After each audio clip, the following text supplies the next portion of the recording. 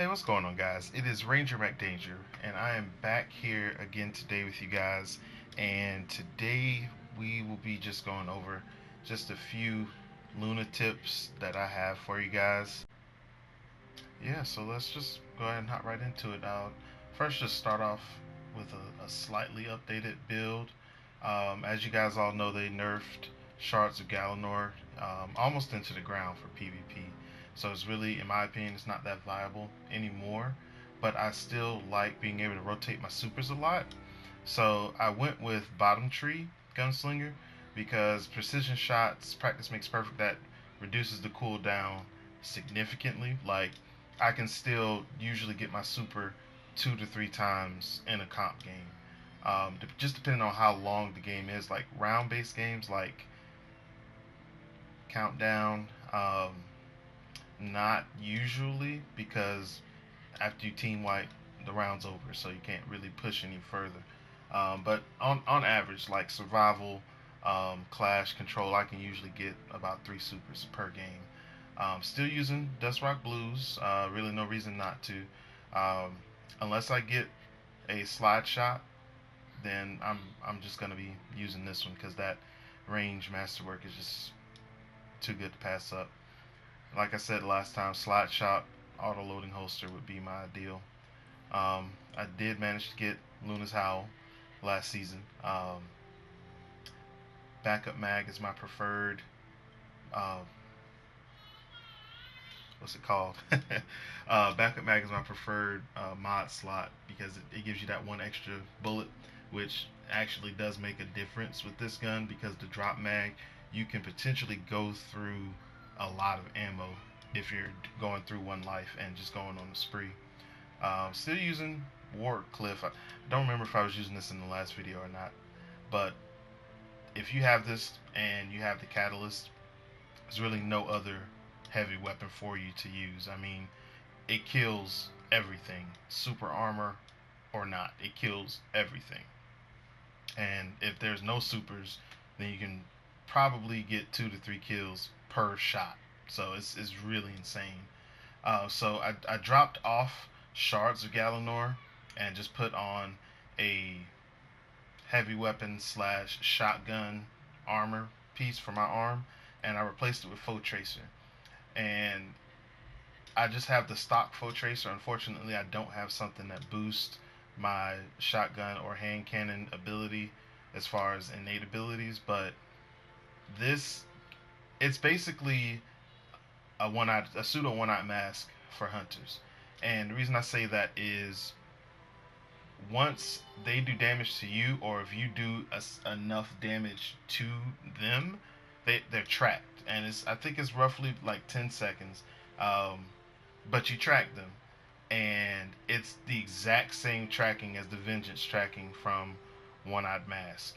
And on top of that, if their shield is broken, you're going to start doing extra damage. So that coupled with Luna's Howl is insane. Like, you can kill people out of their supers in about 6 bullets. Assuming you're hitting your headshots to proc that magnificent howl, you can get a super kill in about 6 bullets, which that's crazy. I know. Um, Everything else is the same hand cannon perks with the chest piece. Got the traction and the scavenger perk. Don't really proc that much, but the traction was really important. This is a very fast uh, class, so having that extra control while you have that boosted agility is really nice. And better already, that's my perk of choice for any class item because you starting health regen, I think, is a lot better than starting just getting a block of health back or reducing a grenade or melee cooldown. I think it's like invigoration or something else. I can't remember the other ones, but better already. I make sure to have a class item on all three of my characters that has better already. So going into the tips now. So these tips are in no particular order. So they're not like tip one, tip two. If I say one or two, it's just because that's how I have it written down on my list. I wanted to make sure as the thoughts came to my head, I wrote them down so I wouldn't leave anything out. And it's not like anything crazy, like a brutally honest or no. This is just the stuff and things that I did to get to my Luna's Howl, and I thought I would impart some of it to help you guys out if you're struggling with it or have questions about things that other people did. Because I'm by no means the best player. I would say I'm above average, but I am not the best in this game. That is evident by the fact I don't have Not Forgotten yet. But anyway, let's get to this list.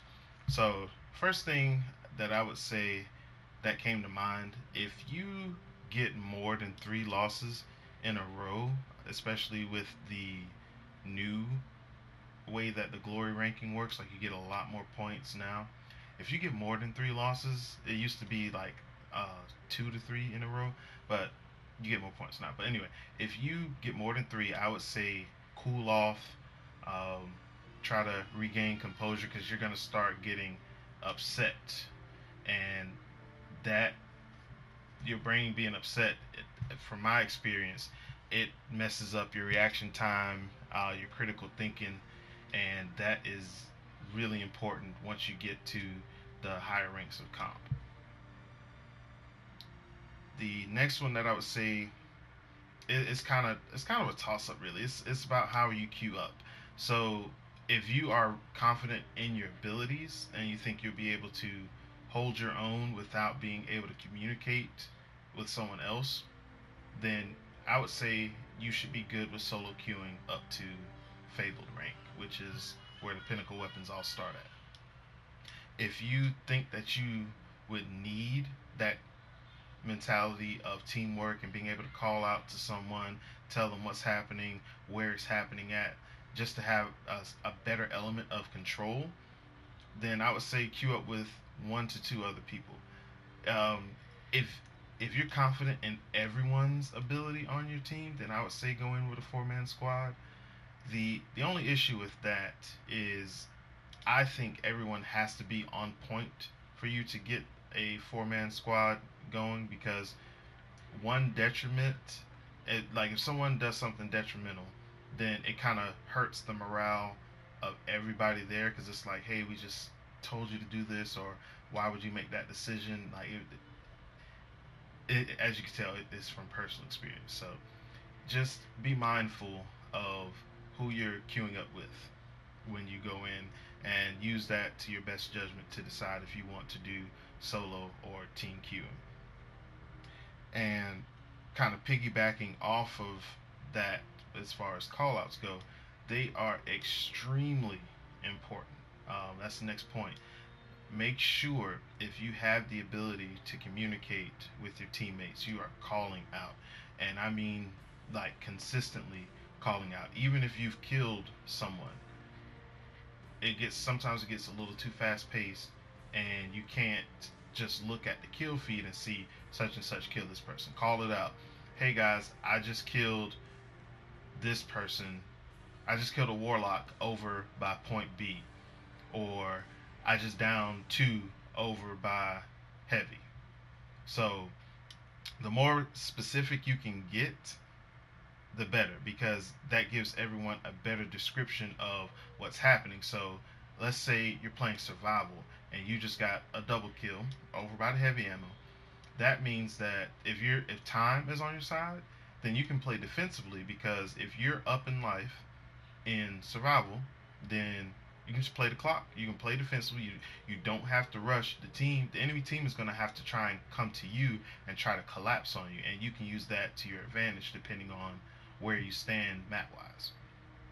So just be as descriptive as you can, but don't let it hinder you from making big plays potentially. Like as far as like fast thinking. Um, Next point. This one I would say if there was any kind of importance listing here, this would be one of the top points is keep your emotions in check. And this kind of goes back into the 2 to 3 or more losses in a row. Once you start getting agitated or upset, you just start playing worse. And when I say you, again, this is from personal experience. you start playing a little sloppily, and everything is going to start bothering you. And I can't tell you how many times I've made myself even more angry when I've challenged someone or did something that was just completely out of character for me. And I'm just like, why did I do that? That was stupid of me to do that. And it's because I was upset. I was already ticked off from what was happening around me, and I just kept feeding into it. So make sure keeping your emotions in check. And on to the next one. This is kind of also going back to the queuing up. Don't be afraid of using LFG apps. There are apps or websites. There are plenty of apps and websites out there, especially if you don't have any friends, you're not in a clan, nobody's online, whatever the case may be. If you need more people, don't be afraid to go to these websites and say, "Hey guys, I'm trying to do some comp." You can get real descriptive if you have decent stats. Say, I have a such and such KD. I'm at this glory rank. I'm just trying to get to 2100, or just say, hey, we're trying. If you're just wanting to help somebody, hey, anybody need help with comp? I'll blaze you through this. I do that from time to time. I help out as much as I can without trying to compromise myself. And the next thing, this actually came from one of my buddies. Put your pride aside and use the meta. A lot of people feel like they have something to prove by using non-meta weapons to beat someone who is using a meta weapon. And I mean, I kind of see their perspective like, oh, I don't have to use this really great gun to be able to put up some numbers and some damage. Well, my perspective is if you have the skill to beat meta with non-meta, that means with a meta weapon, you're gonna do some crazy damage. Like you're just gonna dominate the playfield. So why are you fighting with one hand tied behind your back? Why not just go in guns blazing on max and just completely dominate and make the enemy rage quit? So I have never been one to be too prideful to use non-meta to combat the meta. I use whatever I think is best for the situation, like the map, the weapons the enemy team has, and what weapons my teammates have. And another thing, this one's more so in game types with revive mechanics, is chain res. There has been so many times where I have used up my res token to pick someone up, and they just immediately ran away instead of using their res token to get another person up, so we would have body advantage. And it's just the two of us versus the enemy team, and obviously the team has been slaying pretty good if there's at least two people down on our side, and I'm just worrying about getting this res off. So please, if you are close enough, chain res. That cannot be stressed enough. As soon as you are able to press and hold square button or X button, whatever, for whatever console you're on or PC, please chain res. And the next one, this one's kind of controversial. So please don't hold it against me. If you guys are winning and time is on your side and the enemy has to get points, like has to do damage to you and kill you to win, if the map has edges, just just jump off. Your KD does not matter in my opinion in comp because it's solely based off of your win loss, like the old Halo days. So if you're up by a decent margin and it's not that much time left, just jump off jump off the side of the map. And I know I'm going to catch some flack for saying that, but I mean, it's a tactic. It happens in comp. People rage, people send you hate mail for it, but I mean, you got the dub. You didn't cheat, you didn't exploit, you used the tactic. It's not good, it's not sportsmanlike, but I'm just giving you guys tips for what I saw and what I use to get up and get up high in comp. Uh, Next up would be patience. If you have someone pinned down, you got your reticle, your aim down sights, there's only one way for them to get to you or one direction that they can come from, just wait them out. If you have the advantage there, even, and sometimes even if you don't have the advantage right then and there, if you don't have to make a push, then just don't go for it. Just sit and wait, because eventually they're going to come to you. They're going to have to do something, or they're going to try and find another way to get around from it. And once they move, that's when you can move. And especially if they're trying to get like a better vantage point, that's going to give you a lot of time to do all kinds of stuff. So just make sure keeping your patience in check. And on the adverse side of that is playing the heavy. There have been so many games where my team has been down and we've just done a reverse sweep. Um, Down like three. I think it was like the NBA Finals. We were down 3-1 and came back like the Warriors did. Um, but play the heavy. Their games are so crucial and can just get blown out of proportion, especially if someone's good with a Ward Cliff. You just play that heavy for the whole game, let them get it, or a Thunderlord that lightning bolt strikes does pretty good damage, and just wipe the team, because that's really what heavy is for killing. And playing on that heavy, playing around it, locking that area down, and making sure that the person is best suited for the map and area that it is in to get it, it'll really help out and just get an easy win. Like the enemy team could have supers and just try to chain supers. That Ward Cliff is going to shut that down and force the next person to have to try and use their super. And that kind of again goes into the next point of chaining supers. Chaining supers is really important. Like roaming supers, those are going to be, in my opinion, your best supers to use in comp, because you can get multiple kills per super.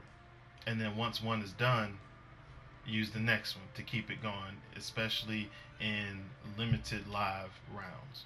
You can easily go from 6 sorry about that, excuse me. You can easily go from 6 to like 2 lives from one super. And that's really just that's one team wipe. So that is really really strong. Um, and last point, I would say this one is the most important. Make sure you're having fun, because if you're just like, oh my god, why would you do that? I'm terrible. I hate this game. Delete. And then you just like unplug your PS4 and are about to go swimming in the bathtub with it. Like, just calm down. Take take a chill pill. Have fun. If you're not having fun, then you're not doing it right. So take a break from comp. Just take a break, have some fun, make sure that you are staying hydrated with your Mountain Dew and Doritos. No, that's terrible. Don't do that. But make sure you're having fun and doing everything that you need to do to continue to have fun. Because I like Crucible, I like Destiny. Destiny is my favorite game. Um, and if I did not have fun, then I wouldn't even be making this video. I would not have grinded years, not really years, but I wouldn't have grinded as long as I did to get this Luna's Howl. And if I didn't have fun doing it, I wouldn't be here talking to you guys of what I did to get to this point. And that's gonna be it. So I'm gonna wrap it up here and just say, like I said at the start, I am not the best by any means. I am just a guy with a Luna's Howl, and just want to impart some of my knowledge on you guys.